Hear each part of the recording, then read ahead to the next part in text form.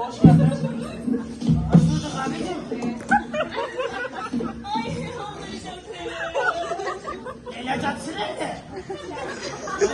Gel dersin Leyla Allah için ya. Aman aman aman. Kurban olsunlar verene. Kurbane, kurbane. Le kurbane. Kurban. Oy yerim canlarım. Sana sağlam insan yok burada. Kız Leyla. Duyduğuma göre hasta olursun demişler. Neyse canım, kötüye bir şey olmaz. Kocuş! Tutarım koca şakana! Vallahi sokacağım aşkına. İlanın başını kesmişler. Canım acımadı ki acımak edilmiş ha. Kocuş güzel kocuş!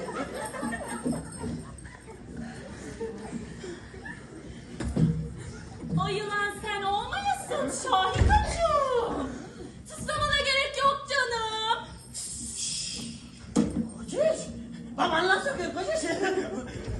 Tabii canım tabii.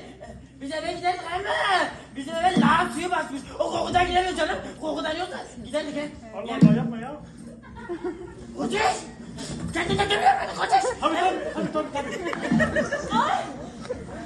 Ay bir dakika ben bir kontrol edeyim. İyi, bu ne? Kokundan geliyor lan.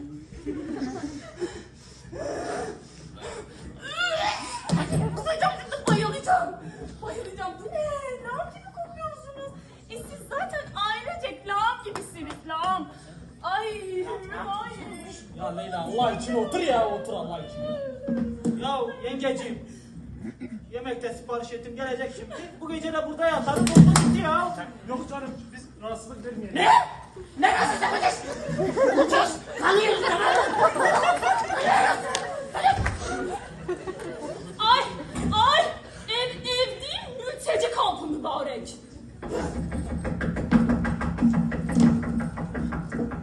Kim o? Abi Bozan. Evet abi benim. Abi siparişiniz vardı. Evet abi ne kadar da temas edemem. Oh kalbim. Mahir bana bir şeyler oluyor Mahir. Kaderim ne bunu var. Mahir kalbime bir şey oluyor koş. Abi bu ses ne? Koş istersen. Ya abi boş ver ne ses değil temassız çalışmıyor ya. Ya ben alıştım bunun bayılma numaralarına Allah için ne kadar abi. Peki abicim 6500 TL. 6500 mü? 6500 mü? Allah sabır versin. Hadi hocam. Mahir enflasyona düştüm Mahir. Mahir.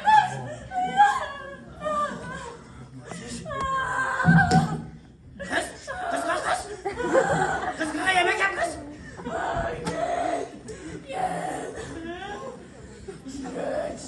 Leyla. Kalk bize yemek getir kız! Yemek saati hadi ya Allah için. Yemek! Hadi kız!